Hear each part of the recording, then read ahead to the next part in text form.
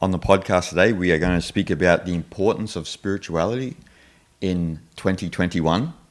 Considering 2020 has probably been a pretty crappy year for most people because of the current situation.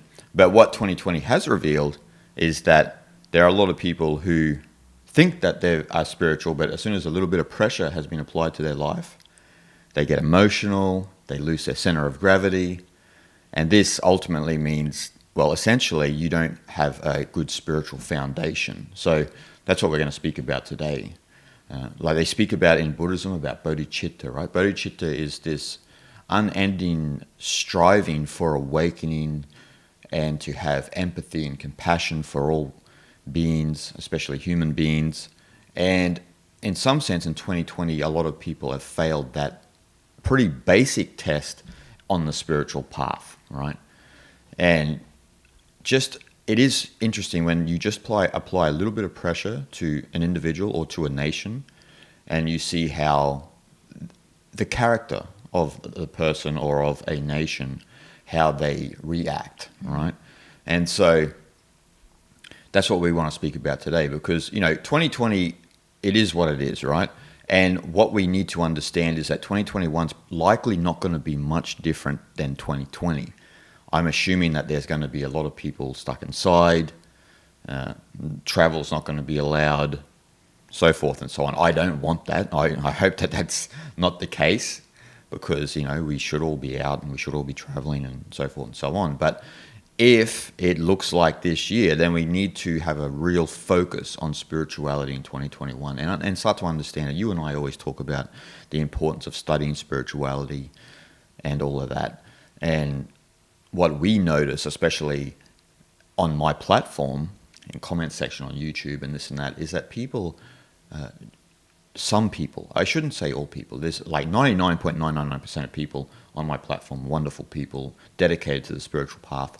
But then there's this minority that are very negative and essentially aren't spiritual. Maybe they just came across my work by accident. That's possible, right? But I think that this has crept into New Age spirituality, this negativity, where I get asked this a lot, like, because people will watch travel content or food content, and people in general in those communities are very nice to each other, well-mannered, and like very supportive of the content creator and this and that. And then they ask me, when they come to my channel, they see people being vile and saying all sorts of ridiculous things. Like one thing I told you just before the podcast I got the other day was someone watched The Art of Effortless Living, and I think it was a gentleman. He said, Lao Tzu said, "Don't use so many words. You've already failed the first test, my friend." And it's like, oh no, the zhuang's a face palm, because like he's paraphrasing an incorrect translation.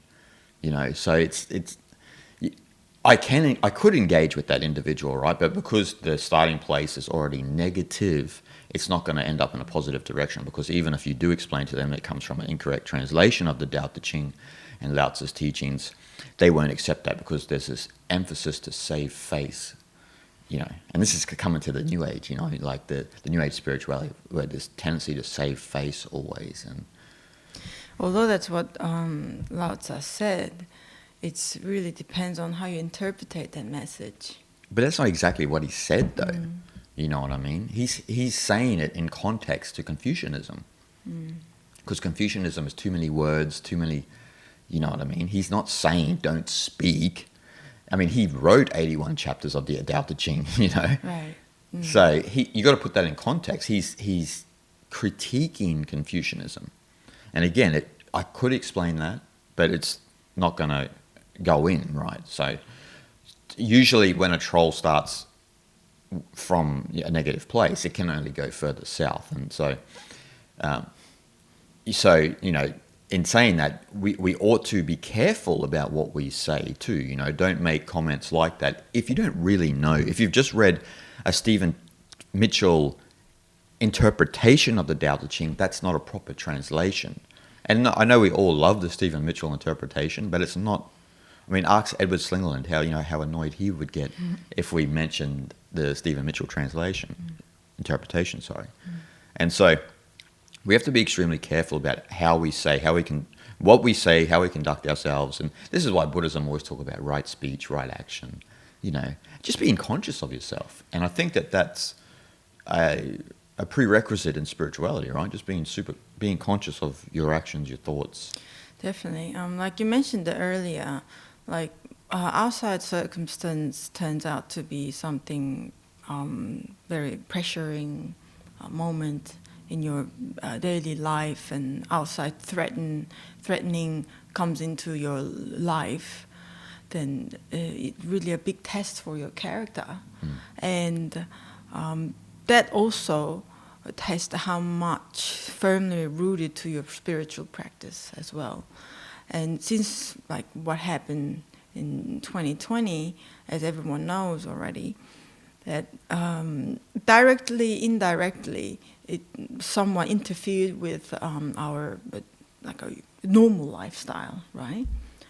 And a lot of us obviously got very frustrated, and still already some places already, been gone back to lockdown and whatnot, and we all aware of that, and that's just going to enhance more inconvenience of the daily life, and also more ever-growing frustration, right?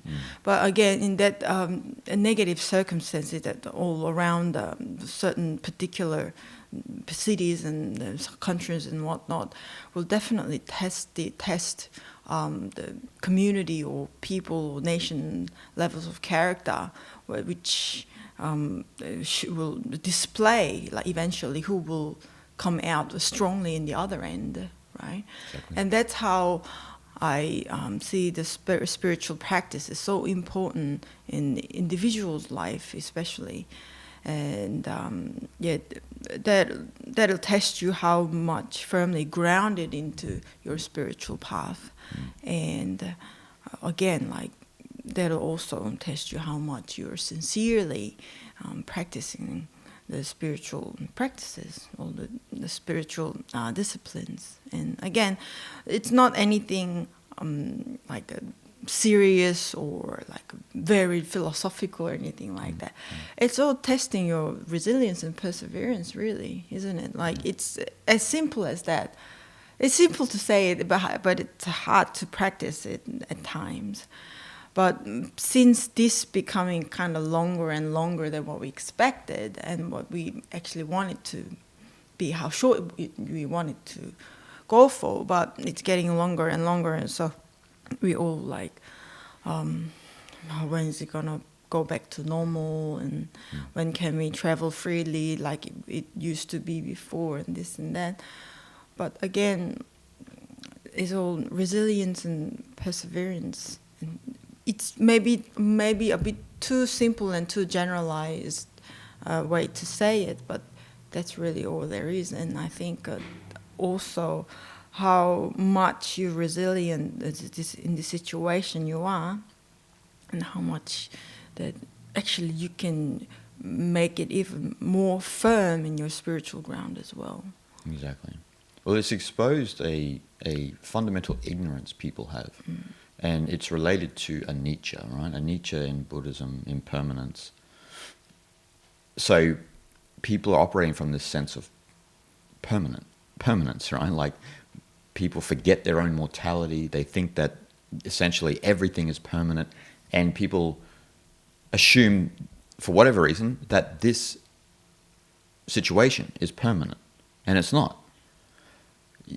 We're in a situation, and it goes to show that there's a lack of patience with people. And of course, there are people in worse situations, a lot worse than others, right? And we need to always remember them, because we all still have the opportunity to do this, and whoever's listening and watching still has the opportunity to listen on YouTube and all of this sort of stuff.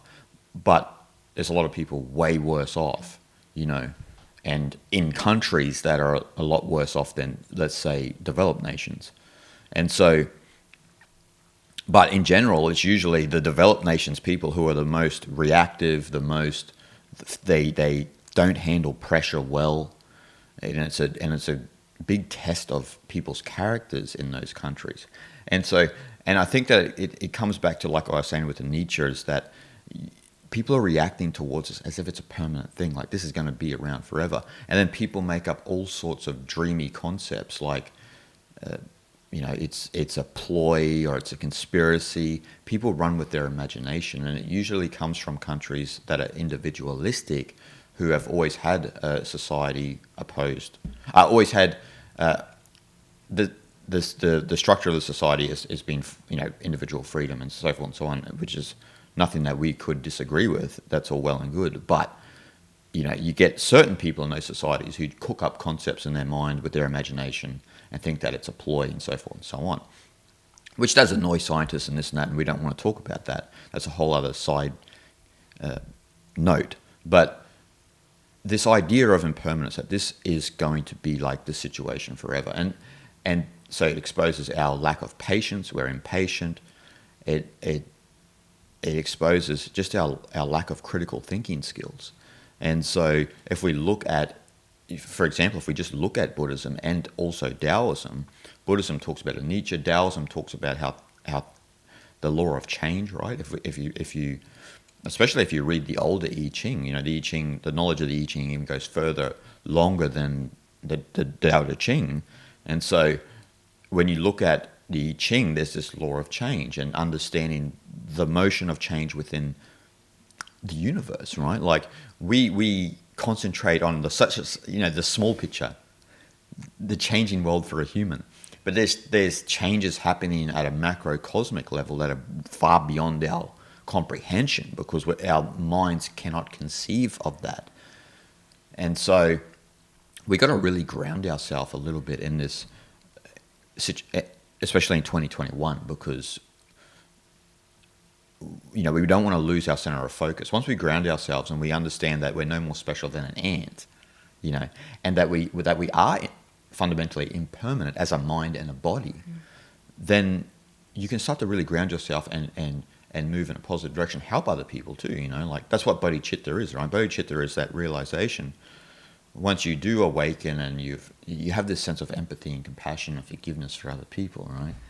And you're not negative, you're more positive, uplifting for people, especially in this situation, right? Like, yeah, it's isn't it interesting that we think and we assume everything is going to be same 5-10 years time from now, and we expect things to be right. yeah. But because of the situation, just the little inconveniences or little change in your daily routine, daily life, or changing of a plane or things like that, it just kind of giving you opportunity to actually wake up from that sleep, in a sleep where you believe everything is going to be the same and everything is going to be under your control, and things will smoothly pan out as you planned, right? But that just a little bit of change that happened, and we're losing our temper, right? Yeah. Like we react to it and we become aggressive and frustrated. Just lose our critical thinking skills too. Yeah, pretty much. But again, one of the fundamental and one of the most important elements in Buddhism is the anicca. Nothing is permanent. And when we say that, when we actually address that, it becomes very obvious, right? Weather changes. 5 minutes from now, the direction of the wind blow changes. Like just every little thing is changing. And like you mentioned, I Ching, it's called Book of Changes in English title. Yeah, for sure. So to understand that things are changing is to also bring that perspective in our daily life and in our personal life as well, the way we think as well. And I think this time definitely revealed how much of, again, like you said, impatient we all are, and how much we expect our life to be in a certain way, right?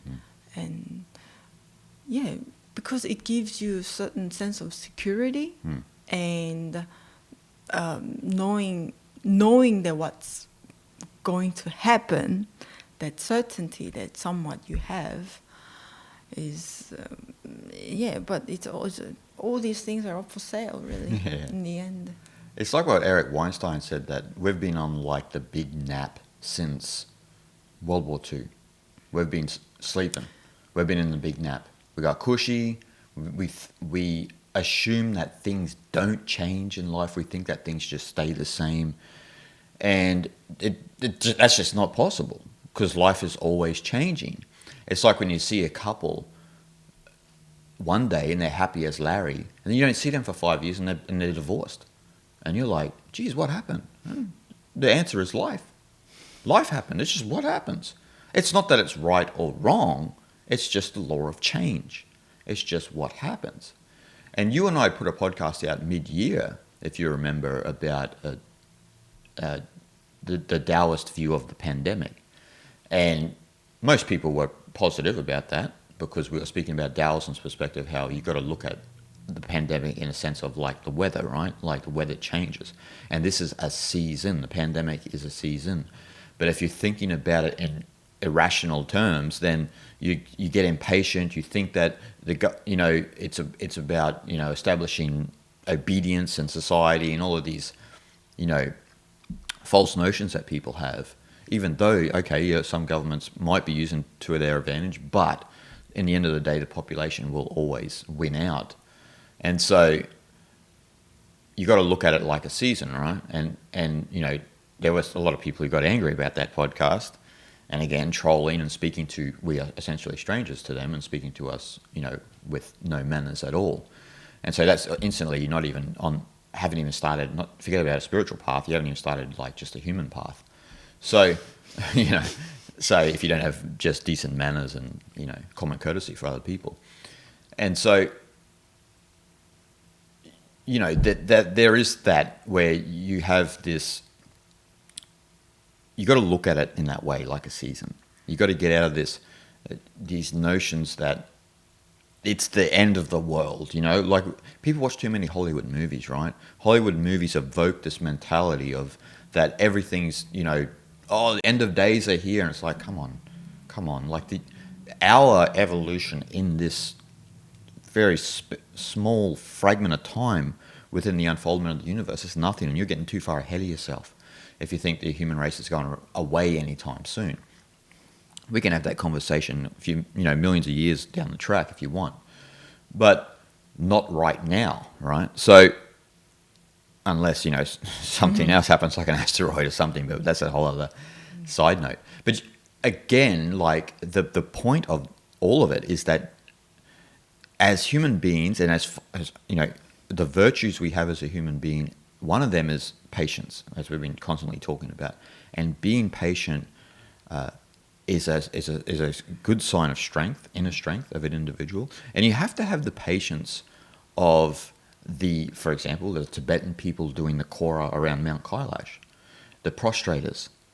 So instead of like you and I, we walk around, we do the circumambulation around Mount Kailash, and it takes us 4, 5, 6 days. You got to be like those real sincere Tibetans who are prostrating for 15 to 20 days around Mount Kailash, And when we say prostrating, we mean the whole full Tibetan prostration. Yeah, like every 5 steps, or three steps. Every 3 steps. Yeah. 1, 2, 3, boom. Yeah. Down. Doing just complete body going down to ground, and make your body flatten on the ground, and then straight back up. Every 3 steps. 3 steps. 3 to 5, but mainly people do 3 steps. So. And that's about 52 kilometers. 52 kilometers. Yeah. That'll be like over 100 miles or something like that. I don't know. I don't know how you say that. 25. Is it 20? Yeah. I don't. Yeah. Let's not get into that. 50-something kilometers. Yeah. So it's quite a long distance to go through. I mean, it's a long distance just on foot. To be honest.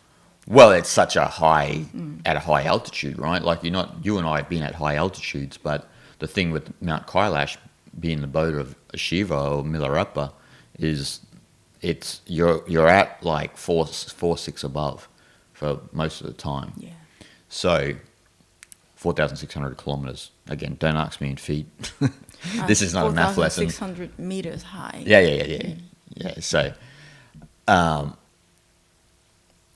So you got to have that patience. So, you know, when you see those Tibetan prostrators doing that, and you've walked like 10 kilometers and they've gone 1 kilometer in the day.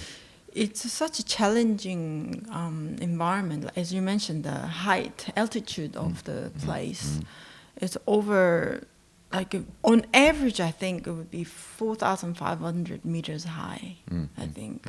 And as we experienced through trekking in Nepal, that if you go above 4,000, it's pretty hard to breathe because oxygen level is drastically decreasing. And the highest would be like 5,600 meters high, and stay at about 4,200 to 600 meters high, and just sitting in that high altitude itself is already challenging. But they're doing prostrating all through the circuit. You need a lot of, not just patience, a lot of devotion. And you obviously have to be very mentally strong. And physical pain that you have to go through, you don't even have to mention it. But they sacrifice everything, like that sort of pain or suffering whatsoever, but just for one reason, right? Is a pure devotion to their belief, the God, and pure the practice. Shiva. As a Buddhist and Shiva. And that's like, if you get to witness them doing it, you would, instantly think, why are they doing it? What's the point of doing it? Right? That kind of a bit like in the developed world, citizens will think, right? But when you're just watching them and just constantly doing it and days, like, it's pretty inspiring. Like, and that's why I was saying to you, like, you have to have some completely different mindset to be even thinking, doing something like that, right? Because you can walk around the circuit within 5 days easily, right? For any average individuals, I believe. But they spending weeks, like 3-4 weeks doing that, spending time and effort and mental and physical energy. It's such, it's not just patience, just crazy strength that they have. But that's what spirituality is, right? They have a deeper sense in their life. That's why they can do it.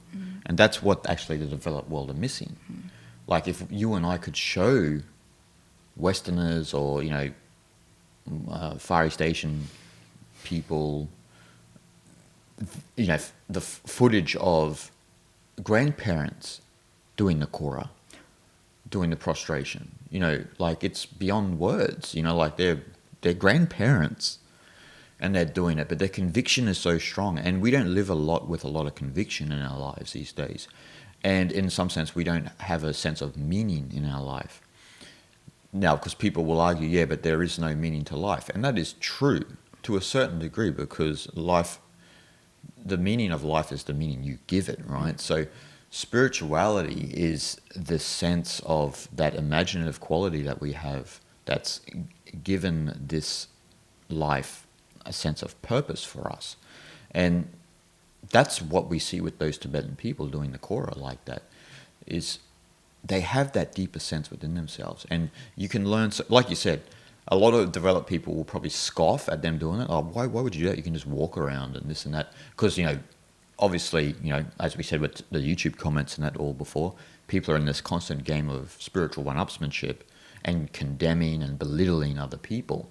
But that's not spirituality. And if you fall into that category, then that's to your own detriment. You're not ready at all. You're not ready at all for maybe not even the human path. So when you see those people, it's actually a deep reminder, right? I highly recommend anyone listening and watching this, go and check out a channel called Tibet Vista, and there's a few episodes on Mount Kailash where the gentleman who runs the channel, Jamyang, they go around. It's a nice, cute series, and you see the Tibetan prostrators, and it really puts your life in a perspective and grounds you in a sense that that's the patience we need to have, not getting all like, complaining and whinging about certain situations. It's a bad sign of character when you see people complaining and whinging and so forth and so on, right?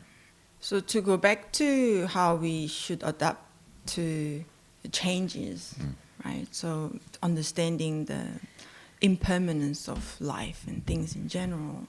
I'd like to make a comparison with playing tennis, for example. Like, so again, my tennis playing path didn't last very long, as you know, but I got very frustrated. But I like to watch the great athletes playing like awesome matches, right? Yeah. Like it's just there's a lot of art to it, I think. So the playing tennis is like, if you're a single tennis player, and you will have to constantly adapt to changes of the style of opponents playing. Of course, yeah. You need to, obviously, first a few back and forth playing the tennis, kind of feel it out how the opponents play and like the style and speed and the kind of techniques that person uses and this and that. And you gotta make the adaptation to it. You need to make changes. Obviously, to win, you gotta make the points, right? Yes. Take the point.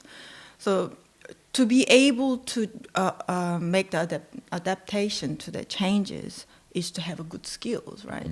You need to master certain techniques, and you have to have good physical, quick responses to the changes, and you need to be able to adjust your skills in certain very split-second moment, and this and that, and that requires a lot of skills. Yeah, you need to have a good set of skill and a highest of highest level if you want to be a good tennis player, right?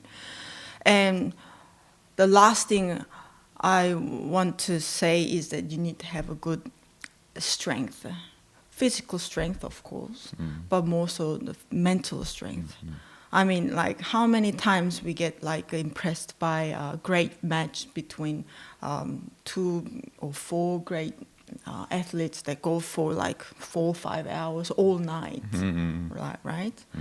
Going back and forth. In that moment, if you are not resilient and patient, you will just lose your nerve, right? You will lose your center, and that's, as we know, like detrimental to tennis players.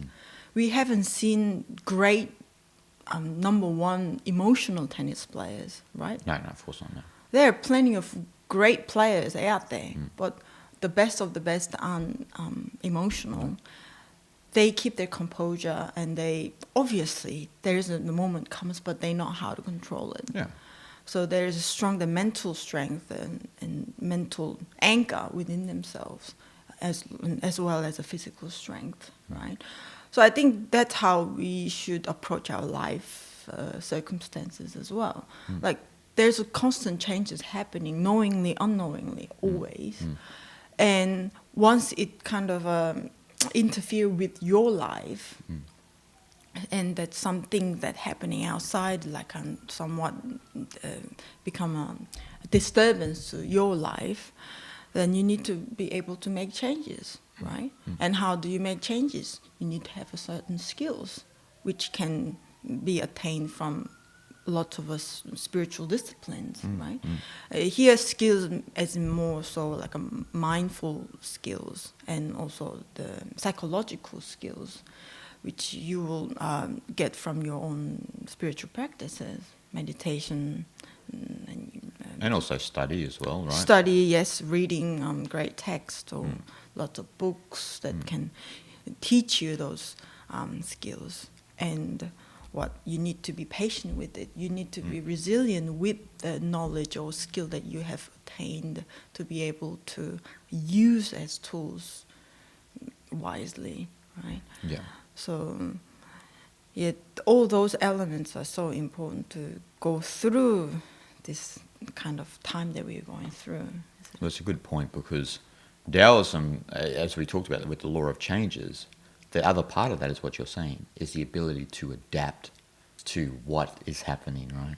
With immediacy, but also being appropriate. And so, if martial arts is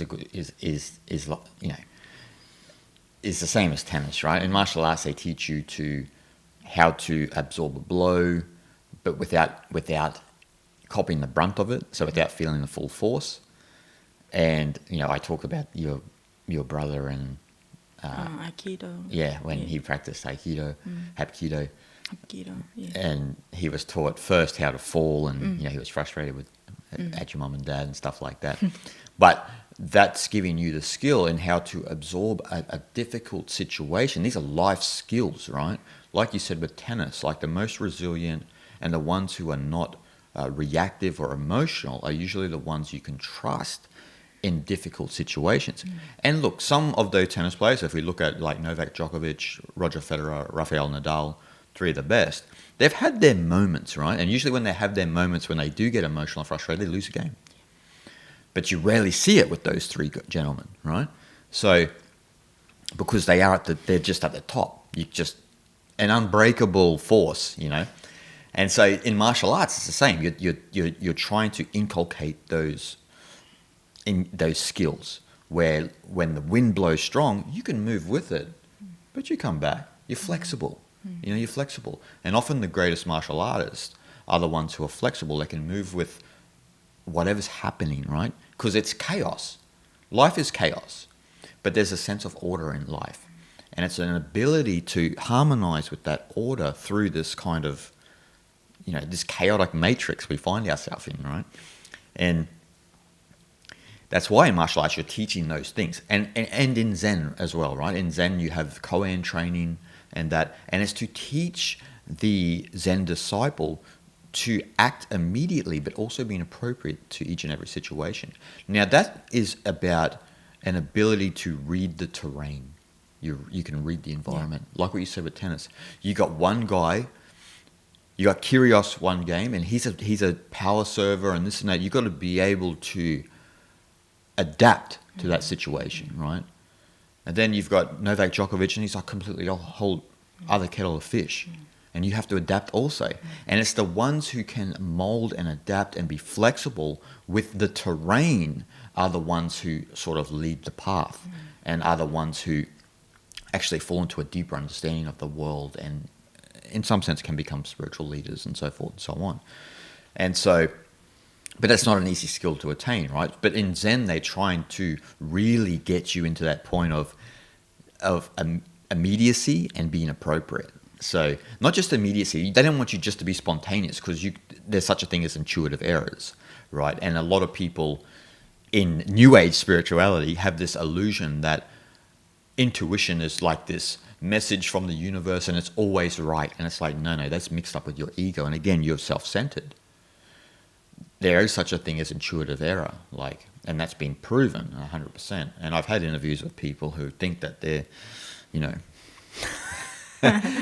all sorts of things, but we don't want to get into that.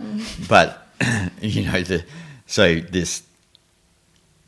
can have intuitive errors. But again, with spiritual training, is you're actually refining those intuitive errors, and you are becoming appropriate and immediate to each and every situation. But there's also even more heightened skill. We watched the other day the interview between the two best batsmen in the world in cricket. So Virat Kohli's from India and Steve Smith. And Steve asked Virat about, the challenges of batting and so forth and so on. And so you have a few styles of cricket. For those who don't understand cricket, there's a 5-day game, a test match, where you have ample time, plenty of time And one game goes for 5 days, yeah. And until everyone's out. It can be shorter, obviously. Shorter. And then you have limited overs cricket, which is like a 1 day game or a game that goes for about 3 hours, which is a T20 game, 20 overs game. And so the point here is that when he asked him about the challenges of like being on as a batter, Virat said when you play test match cricket, you have all morning to kind of warm up and get used to the contest. And then after lunch, you can come out and get into a groove. The problem with limited overs, because it's limited, you have to, as a batter, you have to go out there and be on from this. And that's the challenge. Because if you come out there a bit cold and this and that, and you've got someone bowling at you at 160 kilometers an hour, Next minute you'll be... Yeah, you're gone. You're out. So, and that's sort of how we need to approach life. It's a metaphor for how we need to approach life, because especially now, we have to be on with the changing tides. Because what's happening in the situation is every 5 seconds, things are changing, right? Like there's a cluster here, or there's, something going on here. And in some sense, the old analogy of the strong will survive is actually correct, but the strong here being the flexible, being the ones who can adapt and move with the terrain. And that's what it means to actually be a spiritual person. You can adapt and mold yourself with the law of change. That's what it means to be especially Taoist, is to adapt and to move with the law of change. Now, does it mean that you agree with certain situations and that are happening? No, of course not. It doesn't mean that. But it means you have that higher sense of perception that you can just move with it efficaciously without incurring any harm on yourself and also causing harm on others. And that's very important, right? Because what we're doing now is we're incurring harm on ourselves. We're inflicting harm on ourselves because we're being a certain way with ourselves in the situation, and we're also causing harm on others because people are arguing, and this has evoked all sorts of social problems, which again highlights how actually weak a lot of people are psychologically. As soon as you apply pressure, they fall over. And as we know in martial arts, and as you mentioned in tennis, I should be able to push you and you should be able to move with it without losing your center of gravity. You get moved, of course, but you don't fall over, and that's how we have to be in life. Yeah, just like when there is a strong, like let's say thunder and storm coming and this and that, like really strong bamboo that stays really straight and high eventually will break, right? Whereas those little plants that's moving with the wind and storm and whatnot, because they are not as firm and straight and too, like let's say, headstrong, it just moves with wherever the wind and storm goes. So it'll still be there when everything went away, right? So the same thing again, like you mentioned in martial arts, the same. Like if you, some people in martial arts, you need to, they say like when you get pushed, you should move with that push. So you should be not fighting against it, right? You need to go with the direction of the force, right? So that's the same thing in the Hapkido as well. You learn how to fall first. So you move with the force instead of fighting against it. And then again, that's again like when we mentioned about the current with the water in the Taoism as well. You go with the current of the water. You got to be like that goo. You know that goo when you get when you're a kid and you go like this and it molds and you can punch it and it shapes to your knuckles. You got to be like that. You got to be like goo, like Play-Doh almost, Exactly, and eventually, in time, slowly come back to its own shape, right? Yeah, of course, yeah. But you adapt and you move with the terrain. That's right. In your mind, psychologically. And I think the reactions that's been happening around the world because of this phenomenon at the moment is a lot. Most of the cases are the cases that kind of breaks like bamboo. Like the recent articles that I've seen that, like, either over in America or Europe somewhere, that people start destroying Buddhist temples. Yes, in America. Yeah, because this virus originated in China, so that's kind of like going against the Asian culture and whatnot. And Buddhism is from India.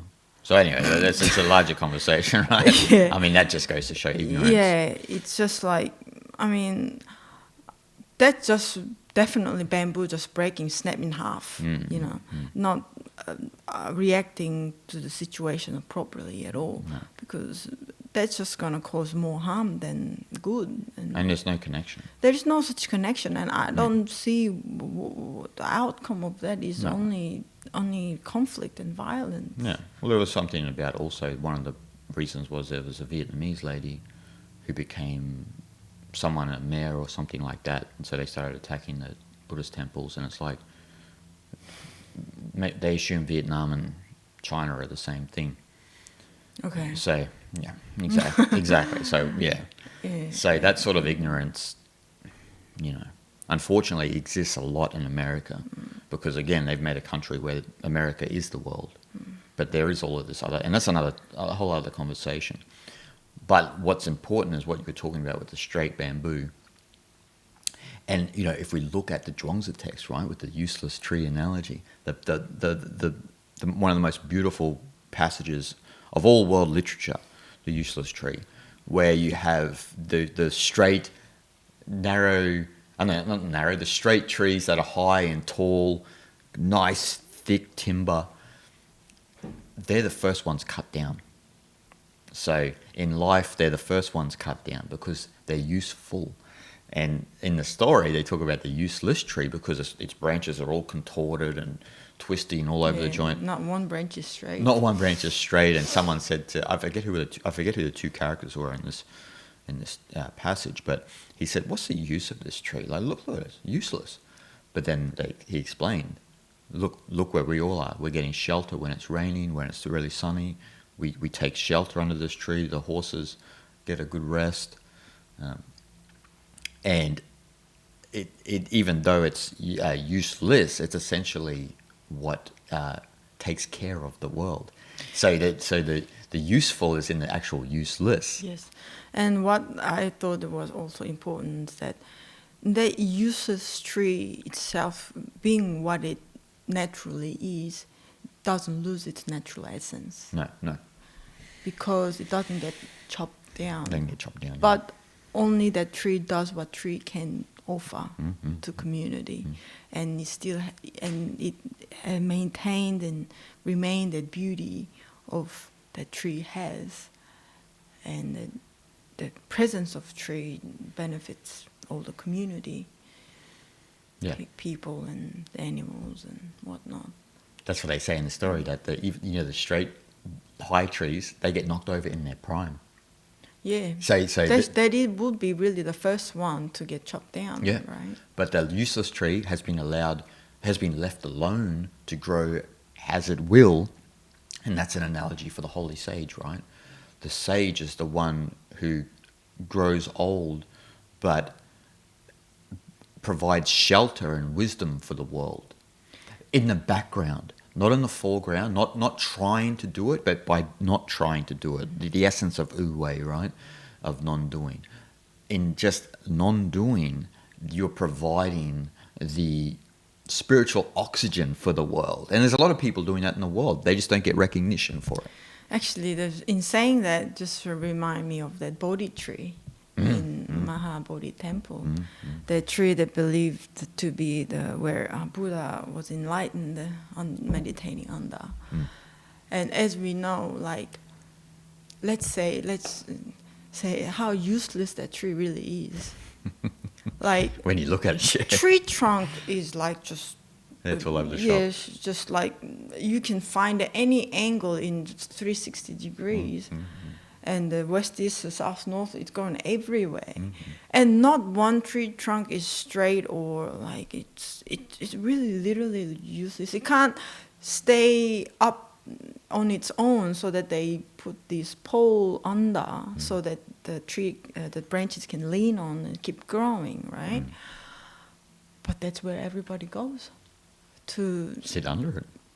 to sit under it. Yeah, literally sit under it, really, and take a rest and get the great message from just the presence of the tree, right? Yeah. I don't think there's one, because that the Bodhi tree is called a peepal tree, and I don't think there's actually, I don't even know if there's one peepal tree that is straight and narrow. That's why especially in India, and it came, I think, first from Hindu culture, it was always venerated, those trees. They were always venerated as the tree of wisdom, which is very similar to the Taoist thought, right, on the useless tree.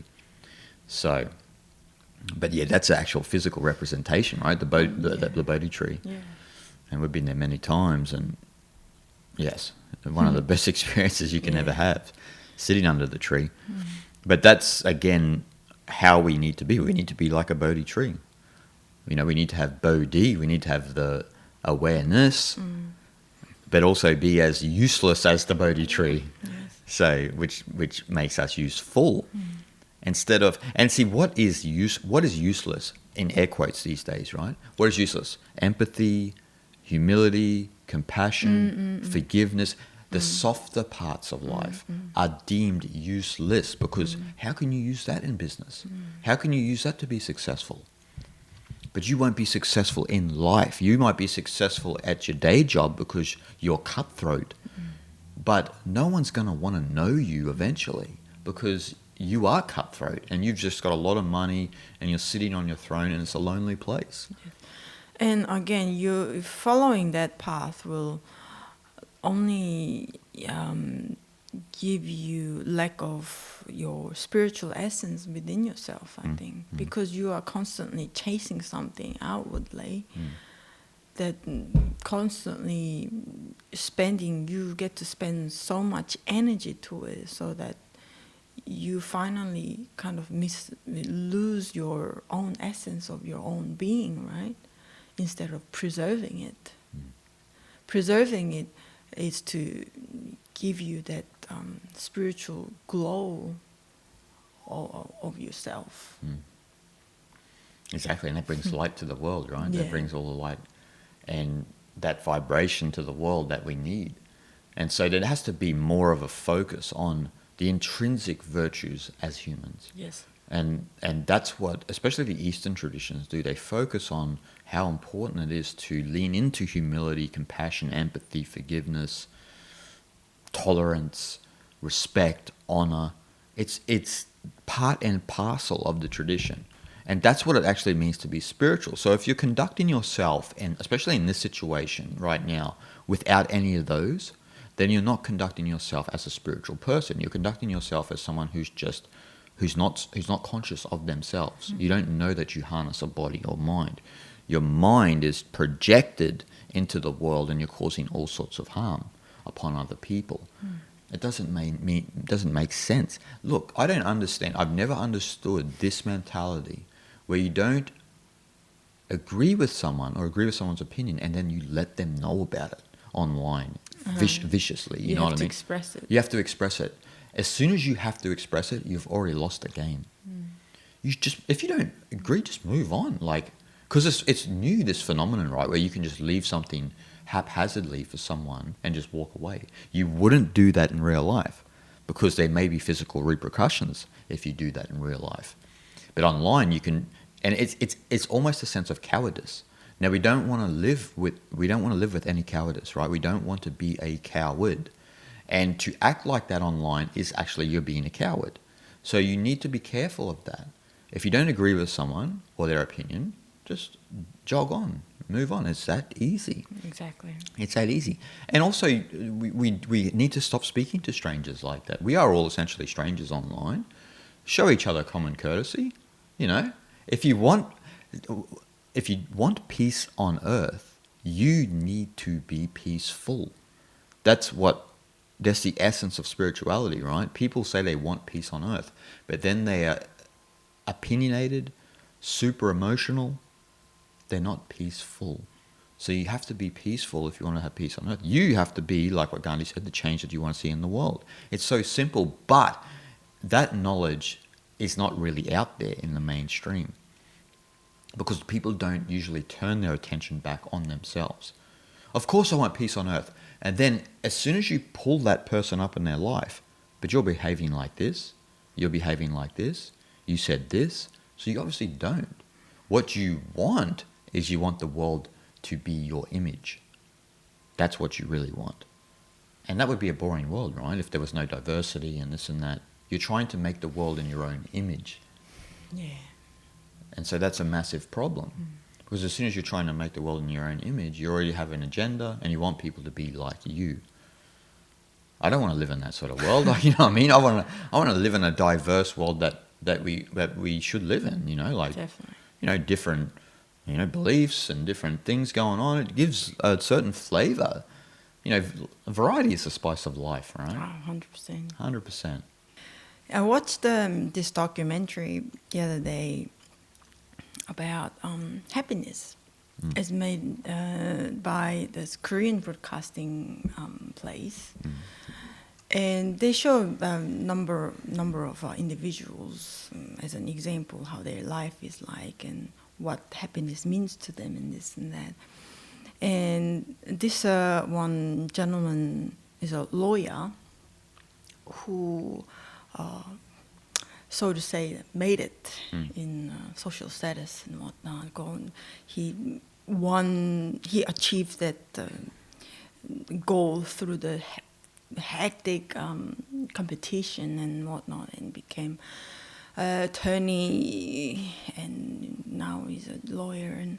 But now he's planned to go back to hometown and countryside to become a farmer. And he's actually taken a lot of courses to become a farmer. And now he's renting a land, and he's actually practicing farming now. So he has a completely different look and glow in his face. And he gone through like 100 days intensive meditation course in monastery as well, to find truly what makes him happy and this and that. Since him being somewhat, successful in other people's perspective, some things that like wasn't making him very happy. Like for example, like becoming attorney or lawyer is how busy the life would be, right? And then he mentioned in the interview, said something like, a lot of people they want to be happy. Like everyone wants to be happy, right? But what eventually everyone else is doing is that they want to look happy, so that they put all the effort and energy to look happy. And somehow we believe doing that will eventually make them happy, make us happy as well. Right? But in that moment when I heard him saying that, I'm like, oh, that is so true, because people are busy at looking happy in front of other people instead of doing something that makes them truly happy, right? Really being happy. Really being happy.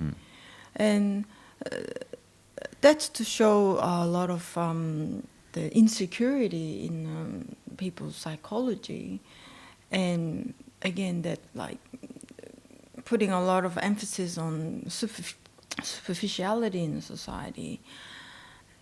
They believe that will bring them happy, but obviously not. And again, like people around us, they're very busy trying to look happy, right? And from doing so, you already lost your spiritual essence within yourself. I think you already kind of warp your own nature somewhat.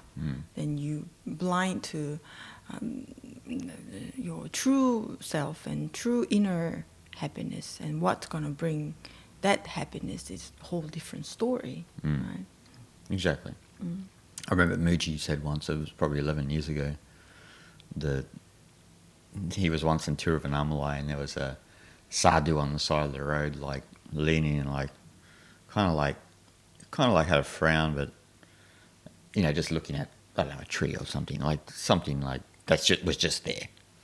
And someone said, look, this sadhu's not happy, and then the sadhu's like, I'm in pure bliss. Like, you're judging by appearance, by superficiality.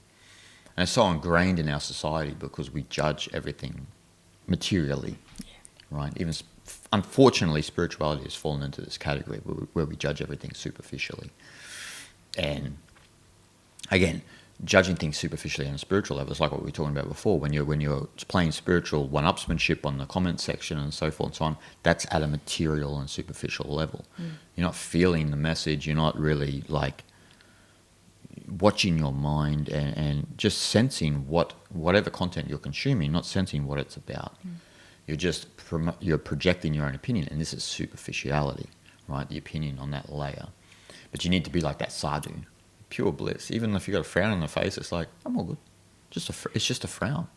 It's nothing to get like, we don't want to get new age woo-woo about it. Like, the more we judge things by superficiality, more miserable that we all become, I think.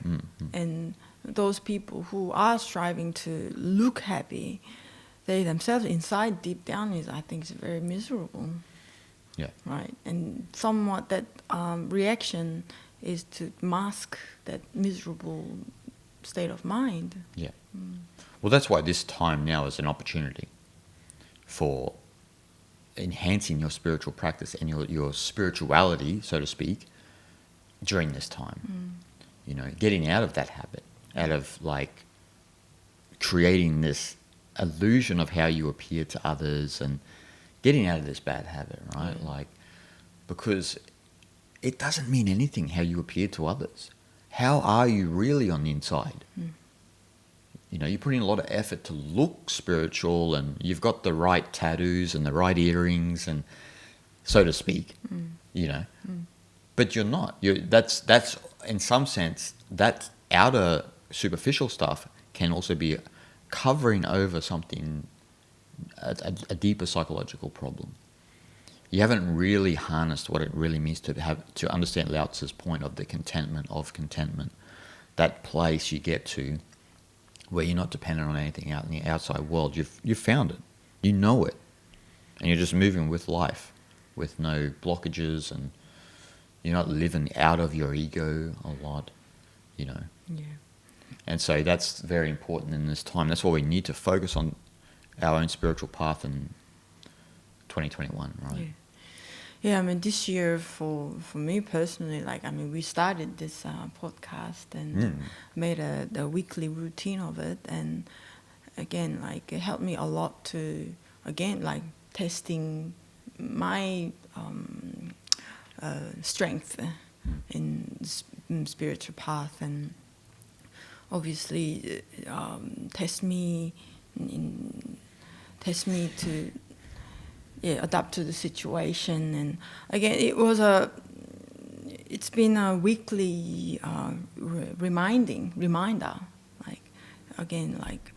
getting back to the center, getting back to the spiritual discipline and spiritual way of being, way of thinking and everything. And again, all this process also taught me a lot of myself as well, and especially with this situation and a lot of challenges we all gone through, and this frustration especially was a big thing for me.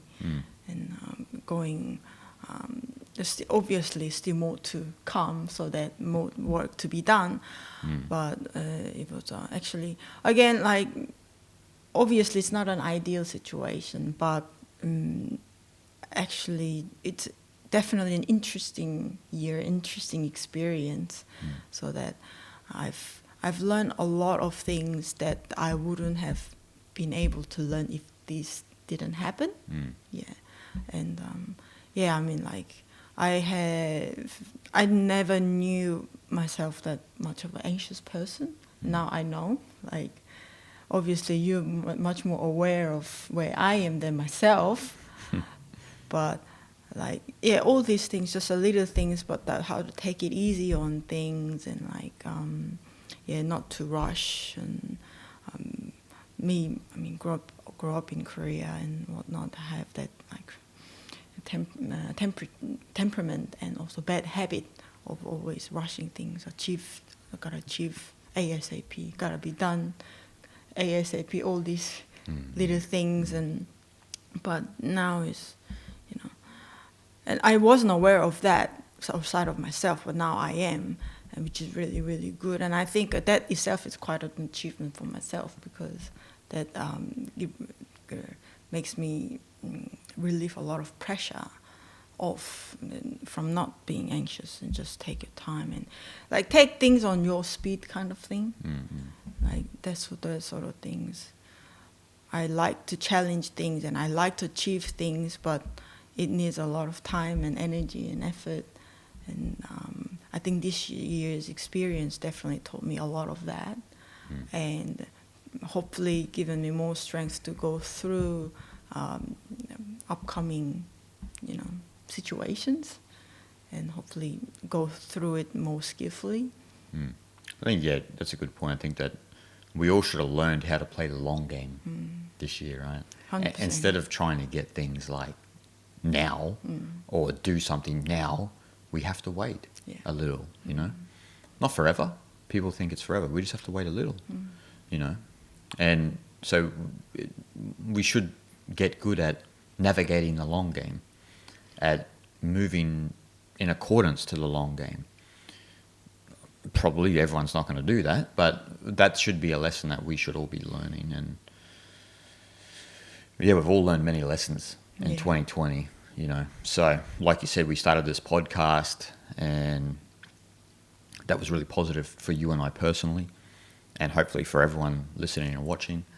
And, it's even for myself, like you learn a lot of things like about how your energy is moved, or your psychology is moved by the turbulence of the world, So sometimes the turbulence of the world can evoke things within inside yourself that you never thought existed, So like with all of the nonsense that was going on this year, socially, then it can evoke a lot of things inside yourself that you weren't cognizant of without that happening. But it's good in that sense, because then you can highlight certain things that need to do a little bit of work on, or highlight. And also it can also give us the opportunity to harness the practice of vairagya, which is one of the most important practices in spirituality. That ability of non-reactiveness and non-worldliness. So this kind of like this renunciate idea. Not in the sense that you're in denial, but in the sense that there's nothing you can do about it anyway. Doesn't matter what is happening socially or on the world stage. You are just an individual, and in some sense insignificant to the greater whole. But you have an ability to influence your immediate environment with how you are on a spiritual level. That's right. It's painful to come to realization how powerless you are, right? In certain situations. Unfortunately. But this year being at a much bigger scale, and also the magnitude been a bit heightened, it's been much more challenging for everybody, so that we feel all hopeless, powerless, right? But like you said, that is actually there is no better opportunity than that to look within. Yeah. Again, we should all be practicing vairagya during this moment. A great sage or someone would say, you don't want to be influenced by samsara, all of this nonsense going out here. You know what practice you need to do? You just turn away. Yes. Just turn your head. Not out of ignorance, but out of like a dedication to yourself, as an understanding that you are a reflection of the whole. You are the complete inner structure of the universe. And if you're acting in a certain way, you're influencing the whole structure in some sense of the whole universe. So if you want to elevate humanity, you need to turn away and stop playing this game of opinions and emotions and being caught in the drama. And this has been a big test for people, especially even with that practice of vairagya. A lot of people have said, "Oh yeah, I don't try to influence the world and this and that." And then again, that pressure had come this year, and then they got emotional, they got opinionated because it impacted their life directly. See, it was all good when if someone else. It's like what George Carlin said that time, right? One of his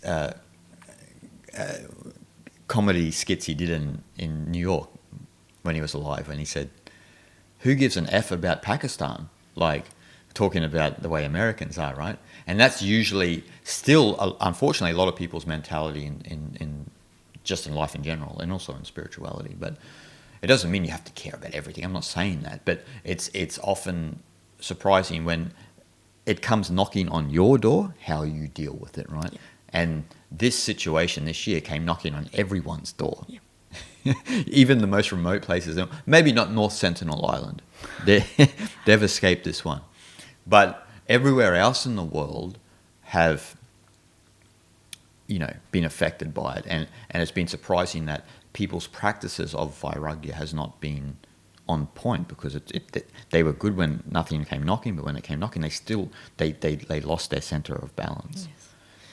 Yeah, I mean, I've witnessed directly some individuals, like when that was starting happening, like as if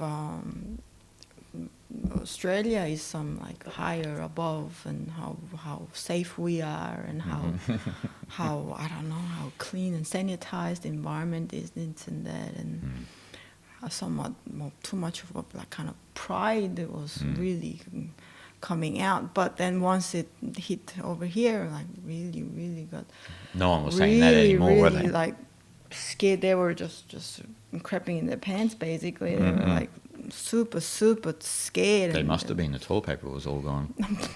That is why the panic was just at like highest level. Like I was just like just inside myself a little bit. Just take it easy. Yeah, keep your head screwed on. Yeah, exactly. Yeah. It's unfortunate because like what Eric Weinstein said, we have been in the big nap, and there hasn't been a lot of pressure on people's lives. Because if we look at our ancestors, like even just our grandparents or our great-grandparents, they had to deal with, or our mothers or fathers in some cases, they had to deal with 2 world wars. And now 2 world wars is a lot more to deal with than what we're dealing with now. There's an immediate threat flying above your city. Is it going to drop a bomb today or tomorrow? We'll see. Hope not, but that's just the way it is. So, and it's not to say that we should live in that sort of world. Obviously, we shouldn't. But it means a lot of people got soft psychologically because we created a world that softens us, in a sense that there's no conviction and no firm sense of balance in people psychologically. So when the tornado comes, most people fly off. You need to just be like, you're like in a whirlpool in the tornado, you're moving around, And so that's what spiritual practice can do, and that's what having a firm grasp on spirituality can do. And actually, I know it sounds like a cliche, but being spiritual, so not being drawn into being emotional or opinionated, and treating everyone with respect and honor and having those qualities. And that's what's going to outlast this thing we're going through now forever. This thing's only going to be around for a certain amount of time, but what you can cultivate, which is actually intrinsically part of yourself, will last the test of time. 100%, yeah. And that's what we need to focus on. So we got to be that useless tree, and not that straight, useful tree that's cut down in its prime. Yeah, the problem is we all are striving to be that straight tree, right? Yes. We want to get the high education and adulation from other people and achieve things to become higher in social status and whatnot. The problem is that we are striving to be that straight tree. But instead we just can be our truly just be ourselves, just like useless tree. Useless tree being useful on its own, just from being what naturally it is. Yeah, of right? course. Yeah. So, be that useless tree. Practice vairagya. Don't get drawn into the worldly drama. Know that this, it sounds like a cliche again, but this too will pass. And it will pass. And as we get older, some people will forget about this time. True. But it's a good reminder, that how fragile life can be and how fragile our lifestyles can be. So we have to remind ourselves, it's not that, okay, a lot of people have died and some people are doing it really tough, but in general, it's mainly people's lifestyles that have been under threat. So we've got to put it in perspective and just remember that our lifestyle will come back in some different shape maybe, but eventually, right?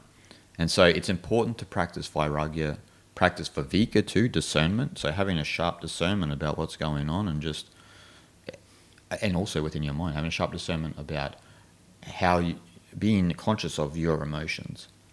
So with viveka and vairagya, you can practice. You're conscious of your emotions, you're conscious of your subjective opinions, and you are not reacting to them. It's an internal thing, it's not an external thing. If you're acting in an internal way, nothing's happening externally. You're not contributing to the drama. That's right. So that's where we have to be. And that's the importance, everyone, of focusing on spirituality in 2021. This is the last podcast, actually, for the year, isn't it? And so we've enjoyed speaking to you guys all year, listening to... hope you've enjoyed watching and listening to us. And it's been eventful. Yeah, it's been challenging, eventful, and fun as well. Fun, yeah. Well, it was a new thing for you too, wasn't it, this year? So usually you're just... you do your thing and help me out in the background. So, and you've helped me out tremendously this year doing the podcast. So I appreciate that. And everyone else does too. Everyone always says about how good you are. And oh, thank you. and a lot of people say, "What's her name?" and this and that. And it's like, older people, people who have been around longer know your name's Guy Young. So. Anyway, we're not too much into names and labels and what so forth. But we hope that you've enjoyed this year, and we'll be back, obviously, first thing, next week, so in 2021. And make sure you subscribe to content. Make sure you share it with your friends. This channel, because it's based on spiritual education, especially Eastern knowledge, it's a little bit difficult for YouTube and the algorithm to recommend it to certain people. It's not like I'm not bastardizing Taoism. You see a lot of these channels on YouTube that bastardize Taoism and take incorrect translations and they become popular. I'm not doing that. I'm trying to stick to the letter of the law here. And so I hope you guys appreciate that. And so with your help, this channel can get and reach a lot more people. And if you want to support my work, then head on over to my Patreon or my PayPal. Or if you like the merch, then head on over to Teespring. All of it contributes to my channel and helps both of us out. The evolution of this channel, so like all of this stuff, the studio and that comes on just on the back of our own financial income. So anything that you guys can help out, that's wonderful. And we hope you've had a good 2020.